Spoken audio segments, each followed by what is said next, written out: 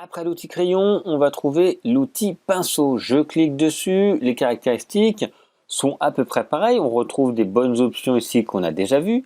Et si je clique, je garde d'appuyer sur la souris, je me déplace. Le principe de base est pareil. Vous voyez, là, ça a un peu accordé au niveau du tracé. On retrouve le stabilisateur et à peu près la même chose.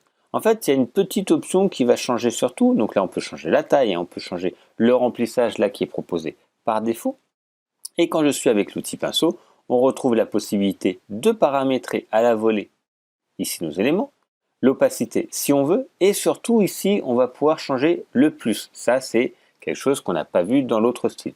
On va pouvoir modifier, donc par défaut, il y a une taille ici de trait, mais on peut également faire varier, vous voyez, pour que la pointe soit différente, et également la variation d'opacité vers les pointes. Vous voyez ici, c'est beaucoup plus léger, donc un peu plus transparent. On peut également jouer sur la pression et la vitesse si vous avez une tablette graphique, et ici, au niveau de... là, c'est l'intensité de la pression, en fait. Vous voyez comment elle monte de cette manière-là. Et là, si je valide, je vais pouvoir redessiner de nouveau cette forme et faire des modifications si besoin. Donc là, le plus, c'est avec quand vous avez une tablette graphique. OK ? Et là, je vais surtout pouvoir modifier des formes de pinceau et c'est ça qui est très intéressant. Par défaut, le pinceau, vous voyez, il a une forme basique. Mais si je vais dans Fenêtre, affichage Studio et je vais chercher pinceau, je retrouve maintenant des formes de pinceau différentes. Donc soit je le sélectionne, je clique dessus, ça change le pinceau, ou je vais directement chercher le pinceau que je veux, la forme de pinceau, pardon, je prends le pinceau et je dessine. Et vous voyez, on peut remodifier la couleur, je vais me mettre en noir, je vais changer le style du pinceau, et on redessine comme ça le pinceau, et ça crée directement un style. Et vous voyez, je peux scroller pour avoir différents styles, et surtout ici, j'ai différentes catégories, acrylique, support sec, et donc ça va créer comme ça différents styles pour donner des caractéristiques que vous pouvez avoir. Vous pouvez avoir également d'autres options en double-cliquant dessus.